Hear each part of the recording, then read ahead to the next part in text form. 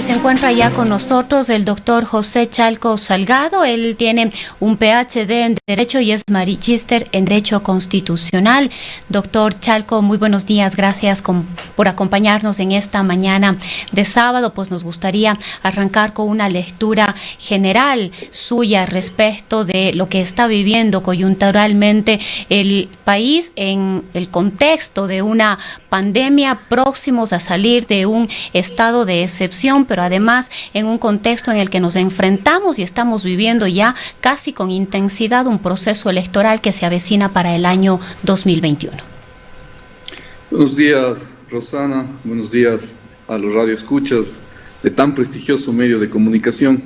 Estar con Antena 1 es estar con los cuencanos, es estar con Cuenca, y yo creo que aquello es un gratísimo honor.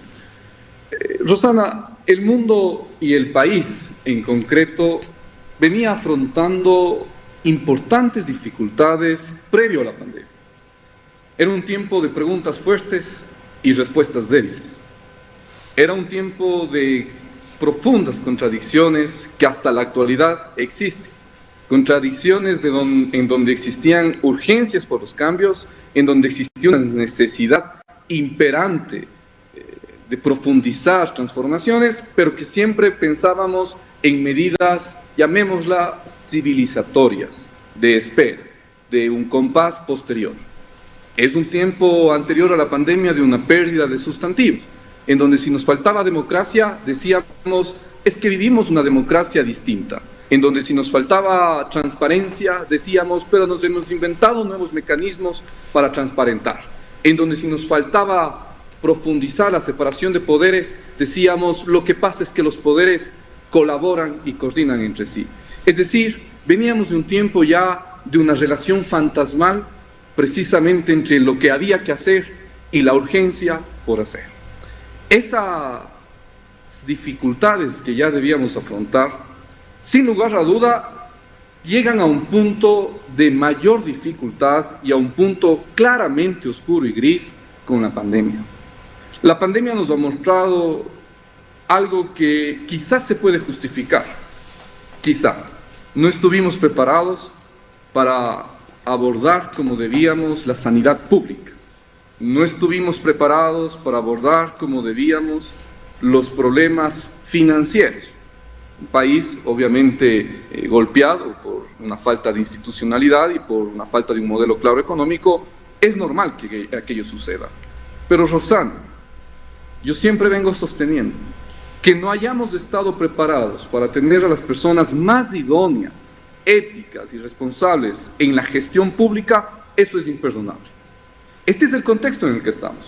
Es un contexto entonces en donde debemos ver el antes de la pandemia, las dificultades y puntos más grises a donde hemos llegado a profundizar a momento de la pandemia, y que claro, aquello en este proceso en donde estamos de cara a las elecciones del año 2021, que serán en el mes de febrero, pues obviamente tenemos ingobernabilidad, dificultades claras de la gestión pública, dificultades claras incluso para la gestión privada, porque usted entra en una época de incertidumbre.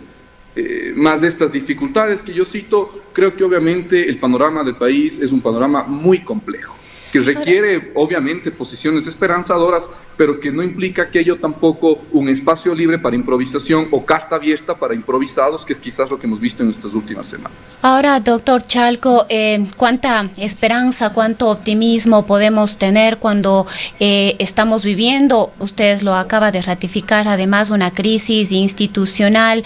Vemos una profunda desconfianza de los ciudadanos, de las ciudadanas en todas las instituciones. Vemos el porcentaje de credibilidad y aceptación del presidente Moreno, vemos el porcentaje de la Asamblea Nacional que no supera el 3%, vemos una caída también profunda de la credibilidad y la confianza del Consejo Nacional Electoral, es decir, hay una desconfianza y esto no es ajeno tampoco al sistema judicial. ¿Cuáles son las consecuencias, cuáles son las posibles consecuencias que podríamos tener en estos próximos meses cuando estamos además a muy pocos días, a muy pocos meses de elegir nuevas autoridades? Mire, los estados han desarrollado la institucionalidad y las lógicas y elementos democráticos precisamente en un rechazo a lo que había antes. Cuando nosotros nos configuramos como un Estado republicano, lo que estamos pensando y lo que estamos diseñando constitucionalmente precisamente es no dar respuesta a personalismos, no dar respuesta a personajes de temporada. Lamentablemente la historia latinoamericana, yo siempre lo recuerdo, la región latinoamericana proviene de un proceso del caudillo militar, luego del caudillo civil. Y parece que esa herencia nos sigue pasando factura permanentemente y que quizás la lógica de la cultura política y la lógica de la cultura democrática del Estado lamentablemente no ha sido profundizada hacia su desarrollo. No es una preocupación. La preocupación es siempre la temporada. Usted tiene hoy día, por ejemplo, candidatos o precandidatos se llaman porque únicamente han sido reconocidos, ¿no es cierto?, por democracia interna en sus organizaciones. Precandidatos que en muchos casos, yo creo que deberían quedar 4 o 5, les soy muy franco, pero en todos sus casos, en la gran mayoría, ¿qué vemos detrás? Nada. Candidatos de temporada. Candidatos que únicamente muestran personalismos, es decir, que no provienen de un proceso orgánico, limpio, puro, de una suerte de institucionalización de partidos políticos, de un proceso formativo. Claro, doctor Chalco, tal vez esto también proviene de una crisis de los propios partidos políticos que no han logrado fortalecerse en el transcurso de los últimos años. Hemos visto el aparecimiento de una gran cantidad de movimientos políticos que muchos de ellos a la larga se diluyen, se conforman alianzas temporales únicamente con el objetivo electoral, es decir, llevar a ciertas personas a los distintos espacios políticos o curules en la Asamblea Nacional, es decir, la política a través de sus partidos también está viviendo una crisis. Lo que pasa es que en el Ecuador nosotros necesitamos afrontar retos y desafíos claros.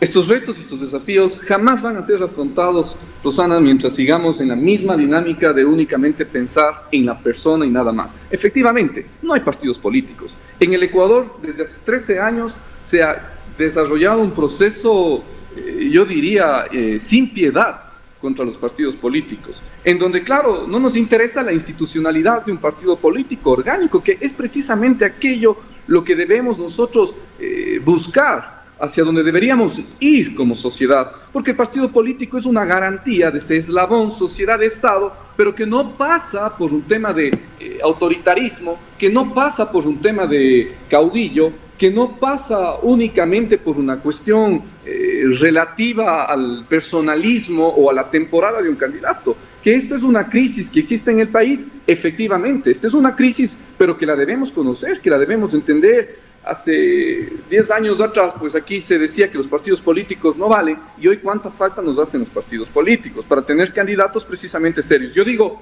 si nos vamos a dormir hoy día, seguramente mañana aparecen más candidatos. Da miedo. ¿Cuántos candidatos más van a aparecer? Como si el Ecuador tuviera una lógica de una suerte de necesitar ahora dispersión electoral. Yo creo que en el Ecuador tenemos dos grandes tendencias, del centro a la izquierda, del centro a la derecha, y de ahí deberían surgir quizás 4 o 5 candidatos, pero lo que tenemos hoy no es otra cosa más, sino que una suerte de dispersión, una falta de unidad, que lo que le hace favor es precisamente a que cualquier caudillo que está en los puntos satélites de estas precandidaturas surjan, pero no nos preocupa lo de fondo, efectivamente, lo que usted señala, que es lo correcto, la institucionalidad del Estado, la profundidad de la democracia, la profundidad de precisamente nuestras organizaciones políticas y nuestros órganos estatales, tomarnos en serio el país. El país yo creo que no aguanta improvisación, yo creo que el país está en un momento crónico, en donde no únicamente es el tema financiero, es el tema social y es el tema institucional. Yo creo que este país, como usted ve,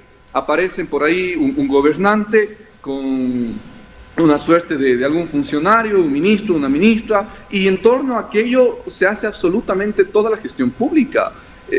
Eso no es ni orgánico, ni institucional, ni además siquiera se acerca a los principios republicanos que están reconocidos en la Constitución ecuatoriana. Al contrario, las gestiones deberían funcionar desde una lógica precisamente de lo que está instituido, de la solvencia del órgano, de la solvencia de la institución. Y esto es, sin lugar a duda, una descomposición institucional muy profunda, grave, pero que no debería, sin lugar a duda, quitar la esperanza en tanto y en cuanto los electores hacia las elecciones 2021 podamos tomarnos en serio lo que está por delante. Es decir, que abandonemos únicamente el respaldo a candidaturas o candidatos de temporada y que demos paso precisamente a proyectos serios en donde lo que preocupe es el país. No, vea, Sartori, por ejemplo, un importante tratadista de la ciencia política, Giovanni Sartori, dice, cuidado con aquellas maquinarias electorales, con aquellos que únicamente se preparan para una elección y que es precisamente quizás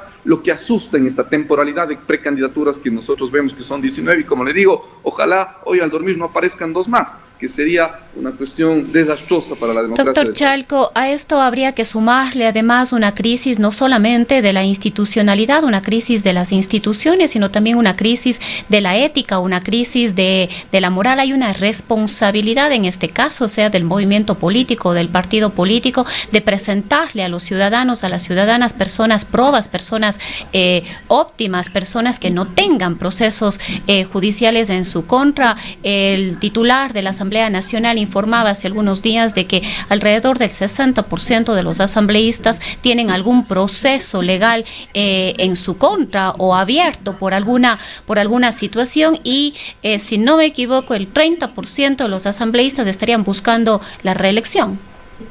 Vea, esto es algo muy importante que usted toca. Yo decía, hay una crisis también social y es efectivamente aquella. Yo no concibo cómo hoy existan candidatos que estén buscando 2 temas. Primero, un fraude constitucional y legal para ser candidatos, con nombre y apellido, el expresidente de la República, que quiere ser candidato a vicepresidente y que no puede, porque tiene prohibición expresa en la Constitución, pero que están en la lucha de aquello, fraude constitucional. Y segundo, aquellos candidatos que usted bien cita, que con procesos penales iniciados, que en algunos casos con clarísimos indicios de corrupción, hoy buscan la candidatura precisamente no para salvar al país, sino para salvarse ellos y alcanzar la inmunidad democrática de candidatos. Inmunidad que está establecida en el Código de la Democracia, que fue hecho precisamente en la época del correísmo. Y hoy es entonces el objetivo central no salvar el país, sino salvarse ellos de las responsabilidades jurídicas que efectivamente se entrega a los candidatos una suerte de inmunidad para el proceso electoral hasta la proclamación de los resultados, dice la ley. Pero que esa sea la prioridad, que no sea la prioridad lo que estábamos conversando al inicio, Rosana, las dificultades que ya teníamos previo a la pandemia, las dificultades que se han profundizado en la pandemia, realmente es vergonzoso. Realmente nos dice que hay aquí una carencia absoluta de transparencia, de ética, una crisis social. Esta crisis social, ¿cómo se la solventa? Bueno, hay un rol gigante de muchas instituciones. Están ahí las universidades, está ahí los distintos grupos de poder, los distintos grupos, sean económicos, sean políticos y demás. Pero no es un rol ajeno, y yo aquí sí quiero ser categórico, al ejercicio político. Yo siempre sostengo, pero si los líderes políticos en un sistema presidencial como es el caso ecuatoriano, el máximo representante, jefe de Estado y jefe de gobierno es el presidente de la República, no podemos decir que él no sea el ejemplo, pues, para la sociedad. Si el poder político es el que gestiona el Estado, es el que gestiona la vida, futuro y bienestar de la sociedad, no podemos decir que el poder político no es ejemplo para nuestros niños. No podemos decir que el poder político no es el ejemplo de la conducta y el cómo proceder de la sociedad, de cómo proceder del artesano, del mecánico y del empresario, que hay muy honestos, que hay muy transparentes, pero que causa decepción mirar lo que pasa en las esferas públicas con los fondos públicos. Yo siempre digo, un funcionario público, Rosana, está investido de esta fe pública. Un funcionario público está investido de quizás uno de los atributos más importantes de una sociedad, que debería ser el más trascendental para cualquier ciudadano, el alcanzar fe pública, el poder ser ostentador de una lógica de de respeto y trascendencia social y de manejo Ahora, de los doctor Chalco, documentos y bienes públicos. en este contexto tenemos dos expresidentes de la República que se habrían presentado o habrían sido ya escogidos a través de los procesos internos de cada uno de sus movimientos como candidatos. Es el caso del expresidente Rafael Correa, quien asumiría la precandidatura a la vicepresidencia de la República, Abdalá Bucaram Ortiz como candidato asambleísta, ambos con procesos en su contra. Respecto del exmandatario Rafael Correa, ha habido debate jurídico, podríamos decirlo así, respecto de su situación legal, de si su sentencia está o no ejecutoriada.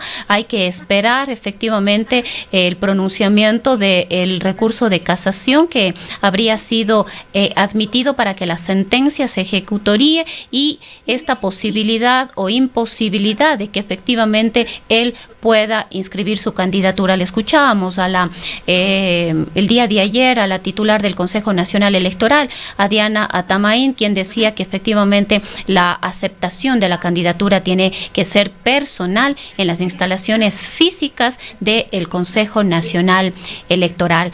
Usted es experto en Derecho Constitucional, nos gustaría conocer cuál es el criterio suyo al respecto. El expresidente Correa puede ser candidato a todo, excepto a presidente y vicepresidente de la República. ¿Por qué no puede ser candidato a presidente? Porque ya lo fue en 2 ocasiones anteriores y la Constitución establece que solamente usted puede reelegirse una vez, ser 2 ocasiones. ¿Por qué no puede a vicepresidente? Porque la Constitución dice que el vicepresidente tendrá las mismas inhabilidades y prohibiciones que el presidente, por cuanto una de las funciones principales de la vicepresidencia de la República es precisamente subrogar en funciones al presidente. Cualquier intento de calificar una vicepresidencia que va a subrogar al presidente, en el caso del expresidente Correa, es un fraude a la Constitución, porque es querer decir, no darnos cuenta que mañana es el convocado a subrogar al presidente. Correa puede ser candidato a todo lo demás. Correa puede ser candidato a vocal de junta parroquial si es que le interesara. Pero ¿cuál es el problema? Que efectivamente, de acuerdo a un reglamento del Consejo Nacional Electoral hecho en la época del correísmo, se señala expresamente que los candidatos deberán aceptar sus candidaturas en forma personalísima. Esta disposición reglamentaria, insisto, hecha en la época del correísmo, implicaría que su presencia en el territorio ecuatoriano es menester, es necesaria. Aquello le generaría dificultades personales al expresidente Correa porque tiene una orden de detención en el país. Orden de detención que no está en torno al juicio del caso Sobornos, de la corrupción, sino que está en torno a otro juicio que tiene con la justicia del país. Sin embargo, el expresidente Correa podría ser candidato a representante de los asambleístas por el exterior, Europa y Asia, porque en ese supuesto su aceptación personalísima puede ser receptada en el consulado de Ecuador en Europa. En cualquier país de Europa, entiendo que la residencia o domicilio donde tiene establecido el expresidente Correa lo tiene en Bélgica, será entonces en un consulado o embajada de este país. Ahora bien, efectivamente, este es el contexto. Él puede aún ser candidato, como yo lo he dicho, a todos estos otros cargos, pero podría ya no ser candidato, o esta posibilidad se le anularía el momento en donde efectivamente existe una causa de inhabilitación, de acuerdo al artículo 113 de la Constitución, para ser candidato. Esta causa de inhabilitación sería el tener sentencia condenatoria ejecutoriada en juicio, que esa sería la inhabilidad. Aún no la tiene, y es efectivamente lo que usted ha citado, Rosana, por el caso Sobornos, en conocimiento de la Corte Nacional en casación, que los expertos penalistas efectivamente nos han hecho entender de que la sentencia que se dictó ya de segunda instancia no se encuentra ejecutoriada y tendríamos que esperar la disposición final de los jueces de este recurso extraordinario denominado casación. Y una vez que tengamos la sentencia final de casación, pues esa sentencia quedaría ejecutoriada, lo cual generaría ahí sí una inhabilidad de conformidad al artículo 113 de la Constitución, que no podría permitirle ser candidato a ningún cargo de elección popular, estimada Rosana. Le escuchábamos también el día de ayer al precandidato a la presidencia de la República en este binomio, Arauz-Correa, y él manifestaba que efectivamente Rafael Correa será el candidato a la vicepresidencia y que estaría preparando una sorpresa para los ecuatorianos. ¿Qué deberíamos entender de estas declaraciones? Vergonzoso, ¿no? Vergonzoso, porque volvemos a lo mismo, ¿no? Aquí las sorpresas dan los candidatos. Las sorpresas dan los prófugos de la justicia. Las sorpresas están dando quienes buscan cómo hacerle un fraude a la ley y a la Constitución para ingresar en una candidatura. Cuando las sorpresas deberían venir desde otro espacio, desde la búsqueda de profundizar la democracia, de profundizar la institucionalidad. A mí me parece que aquello da respuesta precisamente a lo que hemos criticado durante este espacio tan bonito que usted ha generado, Rosana, de poder conversar. Precisamente es esa la máxima muestra o símbolo de que la temporalidad o el caudillo aquí es el que tiene que dar sorpresas y quieren que la población o la sociedad estemos a la expectativa de la sorpresa. ¿La sorpresa cuál va a ser? Burlarse de la ley, burlarse de los procesos democráticos. Yo no creo que venga una sorpresa para profundizar la democracia y la transparencia ética que este país requiere. Doctor Charco, en honor al tiempo y saliéndonos un poquito del tema político, conocemos que usted es catedrático de la Universidad de la SUAY, además una persona cercana a Francisco Salgado, rector de esta institución. La crisis ha afectado a las universidades públicas. Vemos una serie de pronunciamientos respecto de una serie de inconvenientes, especialmente en el retraso excesivo en el cobro de sus haberes. Sin embargo, la crisis también llegó a la Universidad de la SUAY. Nos gustaría conocer cómo ha enfrentado. Conocemos que hubo reducción de salarios a los docentes, no sé si hubo separación también de docentes y hubo que tomar una serie de medidas administrativas y económicas. Sería interesante que usted pueda comentarnos también cómo ha venido enfrentando esta situación cuando hubo además una posición de los estudiantes de esta casa de estudios de la Universidad de la SUAY, quienes solicitaban, incluso exigían que si se les reducía los sueldos a los docentes era también necesario y urgente que se reduzcan las pensiones. Gracias, querida Rosana, por su pregunta. La única persona autorizada para hablar en nombre de la Universidad de la SUAY y sobre las políticas de la Universidad de la SUAY, sin lugar a duda, es el rector de la Universidad de la SUAY o su representante legal, el doctor Salgado. No podría yo intervenir sobre aquello. Yo fui invitado únicamente a exponer a título personal esta visión sobre el país, sobre las cuestiones institucionales de lo que usted me pregunta. Pues obviamente no tengo la autorización ni ha sido el espacio convocado para ello. Le pido, por favor, me sepa usted disculpar de omitir aquello. Entendemos, doctor Chalco. Más bien, muchísimas gracias por habernos acompañado en esta mañana, por haber podido dialogar respecto de algunos temas de interés nacional que tienen que ver con el momento político y electoral que estamos viviendo. Ha sido el doctor José Chalco Salgado. Él tiene un PhD y es magíster en Derecho Constitucional.